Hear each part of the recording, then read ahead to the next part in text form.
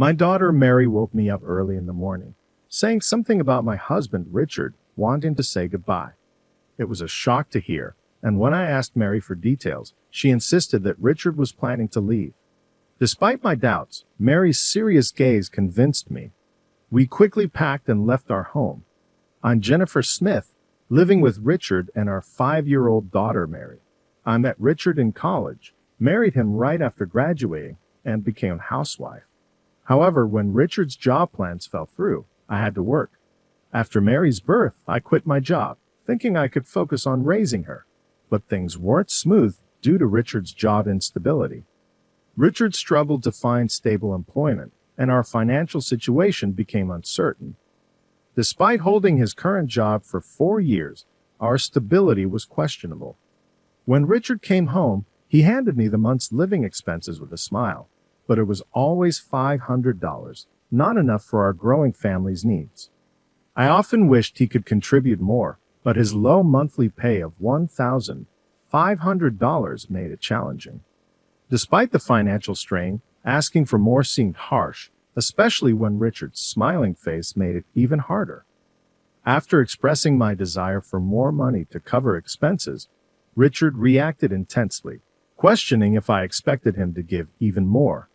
I had tried discussing our growing expenses since our daughter's birth, but Richard's anger flared up. Busy with child rearing, I hadn't considered his feelings.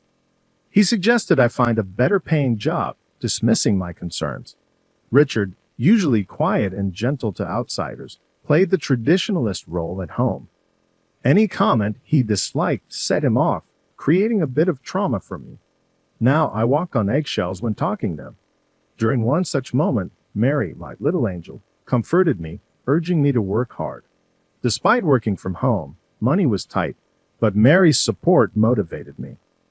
One day after finishing work, Richard surprised Mary with a toy she had been wanting. It was the first time he had bought a toy for her, adding a moment of sweetness to our challenging days. When Mary showed the toy from her mom to her dad, his face turned pale. In a fit of anger, he snatched the toy and threw it at her, luckily missing her. Despite our heated exchange, our daughter cried uncontrollably, and my husband, aggravated further, moved towards her. Sensing danger, I shielded her as he raised his arm and swung it down. After this, he silently changed into casual clothes and left the house. I comforted Mary, who trembled in my arms, and later noticed a visible bruise. Although not severe enough for a hospital visit, I couldn't understand why Richard got so angry. Was it about the toy? The distrust lingered, and the fear of a repeat incident haunted me. After 2 hours, Richard returned, avoiding eye contact and heading straight to bed. Despite my apprehension, he fell asleep immediately, offering a brief moment of relief. Choosing to sleep in the living room with Mary, I was abruptly awakened the next morning by a loud noise. Richard had left for work. Memories of yesterday's events rushed through my mind, prompting an involuntary sigh. Beside me, Mary slept peacefully, and I gently stroked her head, hoping for a calm day. 3 months passed since the incident, and life had been smooth. Richard continued working hard, and I managed the house, Mary, and my remote job. Our routine mirrored the days before the upheaval. Got a cake from the popular pastry shop today. Try it, Mom, Richard exclaimed one day. Grateful, Mary thanked him, but he apologized for not getting one for her, promising to do so next time. Since that incident, Richard transformed, becoming more talkative in public, shedding his high and mighty demeanor at home, and treating me and Mary with kindness. Despite the positive changes, one concern lingered: the monthly expenses. Although his salary remained meager, he started giving me his entire paycheck, insisting it was the right thing to do as the breadwinner. I hesitated, saying we didn't need that much, but he argued that it was necessary to avoid embarrassment. Despite the changes, there's an off-putting feeling when people realize he's entirely different. At a moment, I felt indescribable unease. When Mary asked her dad to play, it had been a while. They headed to her room, and as Mary glanced back at me, her eyes seemed to plead for something. An hour later, Mary came to the living room, sharing that her father would be going on a business trip from tomorrow.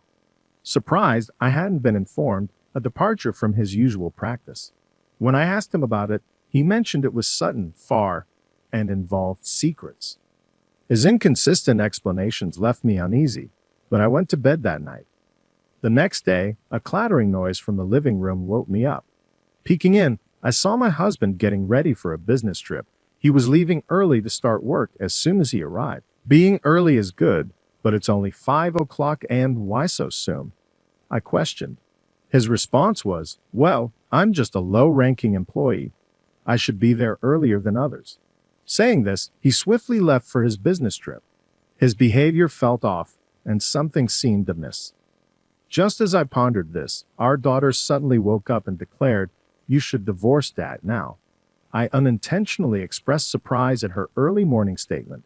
It was unexpected for a young child to wake up and suggest such a thing. Wondering why she said this, I asked for details. Mary explained, "He's planning to say bye-bye to you." Wait, bye-bye, is that true? I found it hard to believe that he would consider such a thing, but Mary's serious eyes stared straight into mine. Her gaze, more earnest than expected from a 5-year-old, made it difficult to dismiss her words. "All right, Mary, let's get ready right now," I said, and we quickly packed and left the house. A few days later, I received a frantic call from him. "Hey, where are you? I came back from my trip, and nobody's home. All your stuff's gone. What's going on? Welcome back. How was your trip? Must have been boring going all alone, huh? What are you talking about? No use playing dumb. I know the business trip was a lie. All your business trips were lies." "That's crazy. Why would I lie about a business trip? If you're so concerned, call the company. They'll set things straight. You'll see if I'm lying or if you're just paranoid." "Oh, really? Should I call them, huh? You think saying that will stop me from actually calling? Is that why you're being so bold? But the thing is, I'm certain you're lying because I already checked with the company. They told me you've taken a 3-day break and asked if I hadn't heard about it." He let out a small gasp on the other end. My husband, who left the house claiming it was for a business trip, had been spending nights in his car, switching locations to avoid being spotted. Surprised, huh? My husband probably didn't think I'd go that far. Sure, the old me would have just believed what he said about his business trips and wouldn't have thought to call his company to verify. But this time, it's different. All thanks to our daughter. Mary told me that your business trips were lies. What? Mary? No way. There's no way Mary would know that. You must have put that idea in her head, didn't you? That's impossible. You know as well as I do that, even though Mary's only 5, she's observant. She watches everything closely, including what we're doing and thinking. Despite being just 5, Mary has a mature perspective, probably because of all the TV dramas I watch. She was always fussy as a baby, and I thought she'd grow out of it. But with her, it lasted longer and was worse than I ever imagined. During those times, I'd often watch TV dramas while trying to soothe her. Even now, as she's gotten older, she continues to watch them habitually, from the latest shows to old ones, and even 2-hour mystery dramas. If she can't watch it all, she'll record it to watch later. Her love for dramas surprises me at times. Due to this, her way of thinking and speaking has naturally matured. As the head of the family, she once declared it's your job to protect us, and that you know what's best for the family. I affirmed that I am the head of the household, and know my family better than anyone. "Well then, you must know what I'm going to say next," I challenged. "Of course," he responded confidently. "In that case, I don't hesitate to say I'm going to divorce you." "What?" he exclaimed in strong opposition. "Why? What do you like about me?" "It's not about liking or disliking. I'm divorcing you to protect myself before you erase me." "I don't get what you're saying," he replied, growing silent. "If you don't get it, then let me explain. It all started when Mary told me she wanted us to get divorced. At first, I thought, divorce? Why? But right after that, when Mary said bye-bye, I realized she had picked it up from TV dramas. Mary, who loves any and all TV shows, especially enjoys mystery dramas. In those shows, there are almost always scenes where someone dies. After watching them, Mary must have intuitively felt that causing someone pain and making them stop breathing was a bad thing. Every time one of those scenes played, she would say to me, "Hey mom, that lady just went bye-bye, and earlier it was a man. Is that guy bad?" That's right. People who make others go bye-bye like that are bad. In other words, when Mary said bye-bye, she was talking about someone dying. And then she told me, "Daddy's trying to make you go bye-bye." If I hadn't been watching those shows with her, I would have never understood her. Had I not spent quality time with Mary, I wouldn't have caught on, and without a doubt, I would have ended up dead at the hands of my husband. "You really think I'd do something like that?" he retorted. "You must have said it because it's the truth, right? Cut the crap. Why the hell would I want to harm my own wife? And you, believing something a 5-year-old says, and then considering divorce, you've got to be kidding me." It seemed like arguing with him was futile at this point. I needed to show him undeniable evidence. "If you're so adamant, I'll show you the evidence. Evidence of your attempt to take my life." I hung up the phone and then sent an image to him. Moments later, he called back, sounding surprised. The detailed plan from his phone to end my life was what I sent. Upon his return from the business trip, he planned to take me and Mary on a drive, drug us with a drink containing sleeping pills, leave us in the car, and then pretend to be the one who found us. Shockingly, in the same vein, he intended to harm our daughter as well, a plan so sinister it was hard to believe anyone could conceive it. By the way, I found out about this thanks to Mary. Previously, when Mary played with him, she hurried to me and said, "Mom, look at this," handing me his phone. On the screen was the entire plan. He had detailed his grievances against me, expressing wounded pride, because, despite working as an office employee, I working from home earned more. Over time, his wounded pride turned to jealousy, leading him to believe that without me, his pride would remain intact. So he started researching ways to get rid of me online. "You went through my phone," he accused. "I didn't intend to, not until Mary told me," I defended. Mary knew what was on his phone, dating back a while. Once, she asked him to watch a TV drama, but he wouldn't give up the TV he was watching. He told her to play a game instead and handed her his cell phone. When she unlocked the phone to play, she came across a screen she had never seen before, the meticulous plan he had made to get rid of me. That screen eerily resembled a plot from a TV drama she had watched. That's how Mary realized what he was planning. "You had no right to snoop," he argued. "How can you even say that? You realize what you were planning, right? I'm just glad I trusted Mary. If not, who knows where she and I would be now." He hung up without another word. Right after that, an email popped up on my cell. It read, "Don't think this is over. I've got plans too." 2 hours later, to my shock, my husband showed up at my parents' house. "I knew you'd be here. How did you know I was here?" he questioned. "I always knew you'd run back home. It's pretty obvious," I responded. Behind me, our daughter looked terrified. "Go to the back room," I instructed, and she nodded, heading to the back room. I never thought he'd come all the way to my parents, but now that he's here, I have no choice but to face him. "So, what brings you here? Surely you're not trying to take us back, are you?" "That's exactly why I'm here. We're a family after all. We should be together," he insisted. "You who's been threatening Mary and me? Give me a break," I retorted. The confrontation continued. "Don't worry about what happened before. I've changed. Let's live happily, just the three of us." "For you and Mary, it's definitely a lie," I observed, seeing it in his eyes. "I've told you before, I'm going to divorce you. I've already consulted a lawyer." "A lawyer, huh? Well, they mean nothing if I don't agree." "That might be true, but it won't come to that," I said, showing him something. "Isn't that the plan I recorded? What's the point in showing me that now? Trying to threaten me with it," he scoffed. "Even so, I ain't going to divorce you. I'm not as low as you to threaten you. If I did, people would think I'm just like you. What I did was tell the police everything, along with all the evidence." "The cops? Of course, you think I wouldn't do anything when my own husband's trying to kill me," I declared. Hearing about the police enraged him, and he lunged at me.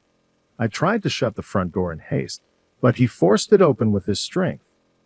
"You think this is a joke?" he shouted, a completely different person than the mild-mannered husband I knew. In the face of his raging strength, I felt helpless. Mama. I heard Mary's voice from behind. Looking back, I saw her trembling in fear, but still looking at us. She's so scared. It's okay, sweetie. Mama will protect you, I assured her, feeling a newfound strength. Maybe it's the power of a mother trying to protect her child. I tried with all my might to close the door, but his strength was beyond anything I imagined. I just can't anymore, I thought. It was then. What are you doing? At the same time as the voice, my husband was blown back, screaming in horror. Ha! Trying to make sense of what had just happened, I peek outside through a small gap in the front door. Jennifer, are you okay? Dad, just in the nick of time, my father appeared. Dad, why are you here? I thought you were on a business trip starting today. I forgot something at home, just came back to grab it. I felt a huge relief knowing he was here, even if it was just a coincidence. But what the heck is going on here? Oh, gulping in fear of my father's intense aura, my husband seemed to lose all strength in his legs and just collapse right there on the spot. And it's understandable. My dad stands tall at 6'3" and is built solid. Having practiced judo during his school days, even now, he keeps himself fit by hitting the gym regularly. He doesn't look a day over 60, and with his impressive physique, even the young and reckless would avoid messing with my dad. There's no way my husband could stand a chance against him. So, you're going to tell me why you're here and what you were planning to do to my daughter and granddaughter. Unable to bear the tension any longer, my husband tried to leave, tears streaming down his face. But in the next moment, several men grabbed him. Don't move. What the? Let go. Get off me. Struggling, my husband was subdued by several police officers and was taken away right then and there. That was close. By the way, what brought Richard here? My father inquired. He probably came to say one last extreme goodbye, I answered. Later, my husband, who was arrested, was sentenced to 10 years in prison for attempting to harm me and my daughter. During that time, my parents, my daughter, and I moved far away just to be on the safe side. I left all matters related to our divorce, child support, and property settlement to my lawyer, ensuring I didn't have to see my husband. Half a year later, I heard from my lawyer that my ex-husband was serving his sentence as a model inmate. However, after finishing his sentence, he's going to work offshore, which means he won't be leading a decent life for quite some time. On the other hand, I've been living happily in our new home with my daughter and parents. Mary, could you take this over to Grandpa and Grandma? Yeah, just be careful not to drop it. I'll be fine. These days, unlike before, our days are filled with laughter, free from stress. I sincerely hope these days last forever.